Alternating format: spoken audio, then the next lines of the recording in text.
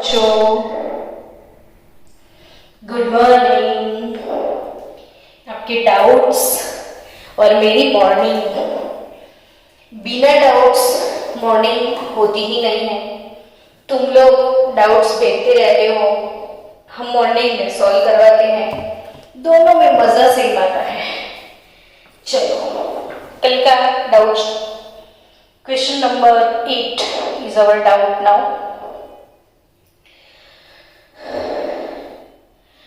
2.25 C14 question मुझे लिखना ही पड़ेगा, क्योंकि अपने थोड़े दिन बाद वीडियो देखा तो क्वेश्चन भूल जाओगे ना। तो 2.25 C14 atom is dissociate from 1 gram C14 of old statue 15.3 C14 atom dissociate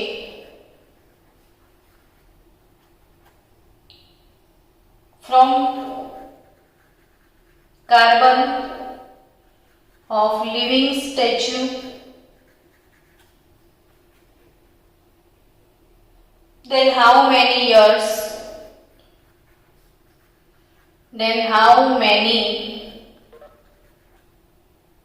years statue was old? C14 half lifetime 5730 year। चलो, वेरी सिंपल क्वेश्चन, पता नहीं आप क्यों नहीं कर पाए। इसमें अगर चलो एग्जाम में ये क्वेश्चन कहीं से आ गया तो सबसे पहले 1-2 मार्क्स तो आप ला सकते हो। कैसे? तो we have half life time, तो half life time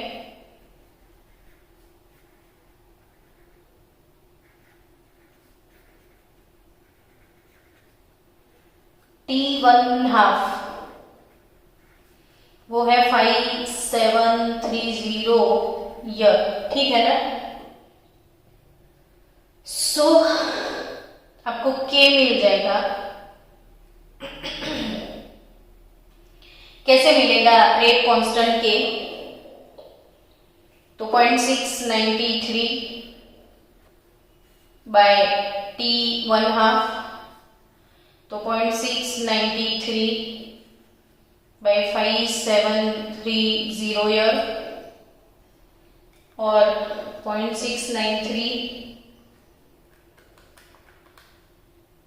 divided by 5730, तो 0.0000120। तो ये हो गया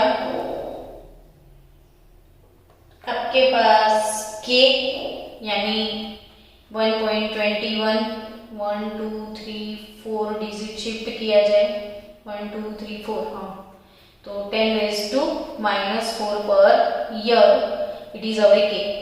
यहाँ से आपको 1 मार्क मिल जाए क्वेश्चन में, तो आप 1 मार्क तक तो सॉल्व कर सकते थे।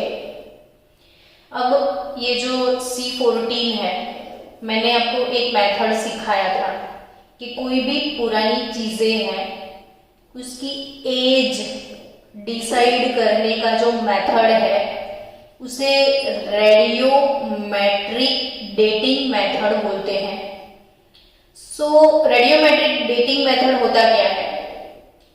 तो जैसे कार्बन का एक आइसोटॉप है C14, तो वो है radio active substance.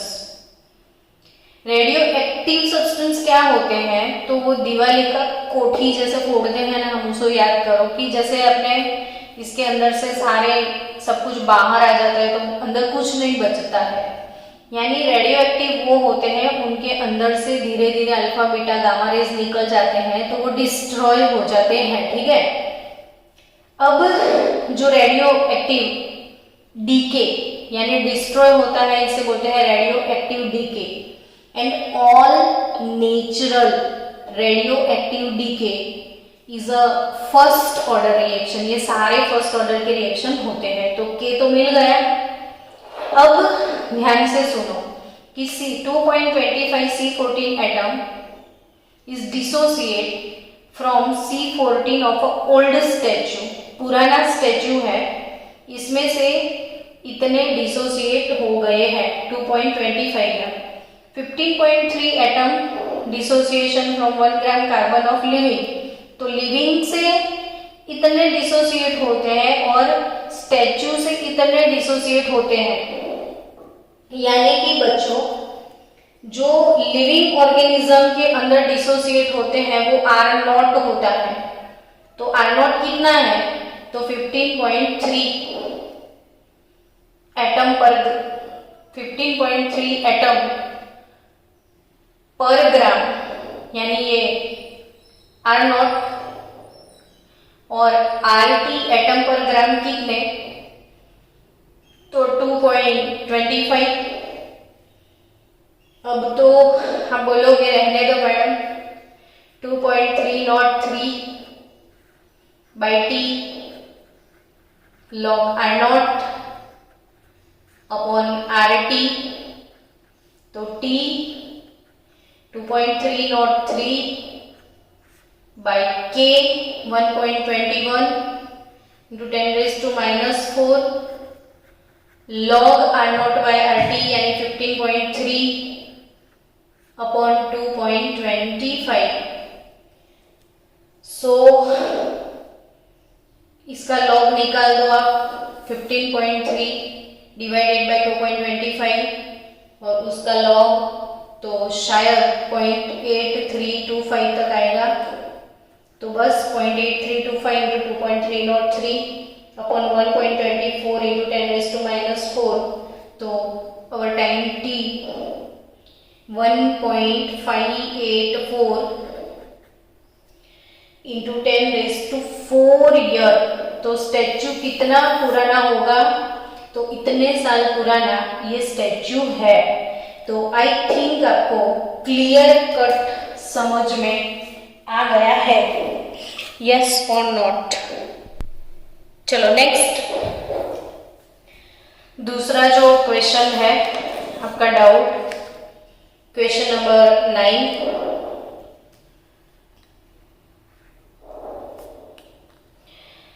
Next question जो है,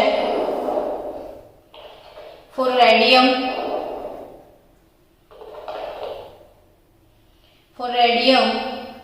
226 T1/2 1620 years from 0.001 gram of radium, how many alpha particles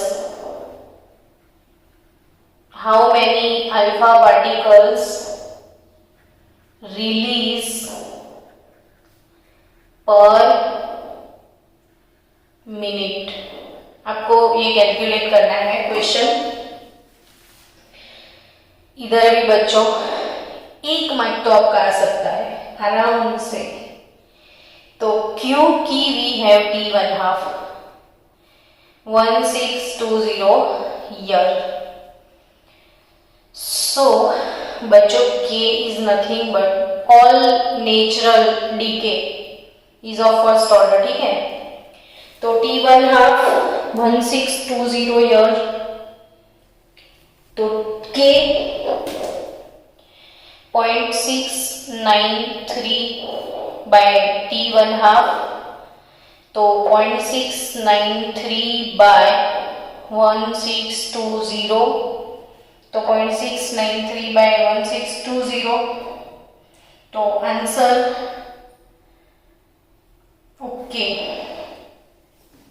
अब 1 मिनट होल्ड करो कि यहाँ पे आपको ध्यान में क्या रखना है।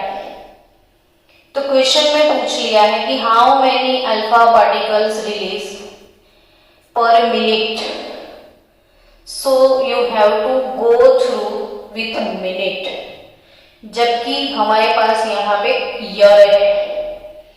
अब ये थोड़ा टफ हो जाएगा आपके लिए कि ईयर से आपको कन्वर्ट करना है मिनट में।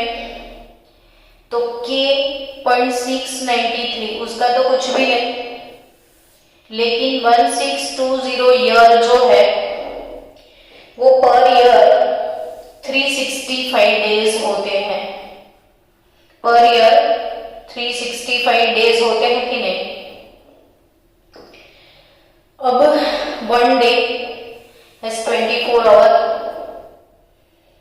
and 1 hour has 60 minutes.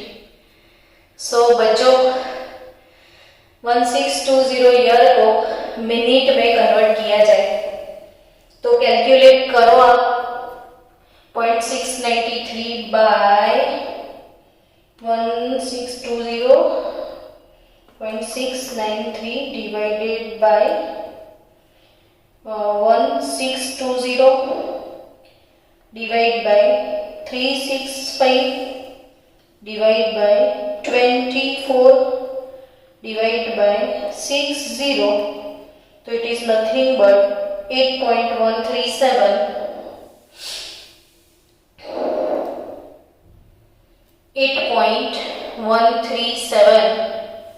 into 10 raised to 1 2 3 4 5 6 7 8 9 10 -10 पर मिनट। सो k का वैल्यू ये 1 मार्क्स के लिए है तो सही, लेकिन वो 1 मार्क्स आपके बाल निकाल देगा। सो ईयर टू मिनट आपको जाना पड़ेगा। अब बच्चे मन के सच्चे, ये फिजिक्स में आप फॉर्मूला पढ़ने वाले हो कि लैम्बडा, ऐसा फिजिक्स में फॉर्मूला आएगा आपको, लेकिन तो भी व्हाट इज रेट हियर, तो it is nothing but -d/dt of radium 226 is equal to k into concentration of radium 226, यानी कि k और कंसंट्रेशन यहाँ पे होगा क्या, तो how many alpha particle release, यानी जितने एटम उतने अल्फा पार्टिकल रिलीज होंगे, तो n आपको यहाँ पे लिखना है। और n होता क्या है, तो n is nothing but number of atom. आपको ये फॉर्मूला यूज करना है कि rate is equal to, per minute find करना है ना आपको, रिलीज पर मिनट, यानी आपको रेट लाना है, रेट कैलकुलेट करना है।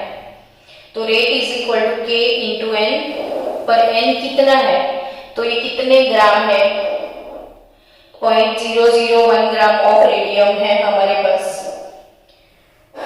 सो बच्चों इफ 226 ग्राम रेडियम, ये 1 मोल है ना, 226 इसका एटॉमिक मास है, और एटॉमिक मास हमेशा पर मोल होता है। तो 226 ग्राम रेडियम यानी 1 मोल हुआ, तो 1 मोल यानी एटम कितने, तो 6.022 इंटू 10⁻23 एटम हो गए। तो अगर 0.001 ग्राम है तो वो कितने एटम होंगे, तो 6.022 इंटू 10⁻23 इंटू ये 0.001, ये 10⁻³ इसको बोल सकते हैं अपॉन 226, ये 622 ये 226 है, तो हम तो कैंसिल कर देते हैं, कोई बात नहीं। तो n is equal to 6.022 upon 226 is again 2.66 into 10⁻20 atom आपको मिल गए। सो k का वैल्यू पर मिनट है, देखो पर मिनट, तो 8.137 इंटू 10⁻10 और n का वैल्यू 2.66 इंटू 10⁻20, ये एटम ये मिनट, तो आपका यूनिट बन जाएगा एटम पर मिनट, वही तो क्वेश्चन है। तो how many alpha particle release, तो 1 एटम 1 अल्फा पार्टिकल। सो दोनों का मल्टीप्लिकेशन करके देखो ना आंसर आता है कि नहीं। आंसर 2. किसको मल्टीप्लाई करना है, 8.137 इंटू 2.66। ओ यस, तो आंसर होगा हमारा 10⁻10 -20, तो into 10⁻+10, so answer is nothing but 2.70 into 10⁻9 atom पर मिनट। सो यहाँ पे एटम ना भी लिखो, अल्फा पार्टिकल ना भी लिखो, तो भी आपका रेट पर मिनट आ जाएगा। तो रेट इज इक्वल टू के। This clear. आई थिंक पहले के निकाल दिया मिनट में, क्योंकि ये मिनट में पूछा है, जबकि यहाँ पे ईयर है, तो ईयर टू मिनट चले गए। अब rate is equal to nothing but K into concentration of radium 22 to 6। तो इतने ग्राम में कितने रेडियम है वो निकालना पड़े, तो इतने में इतना, तो इतने में कितना, तो n आ गया, तो k इंटू n। और फिजिक्स के सम्स ऐसे आपको बहुत सारे सॉल्व भी करने हैं, तो wait for some time guys.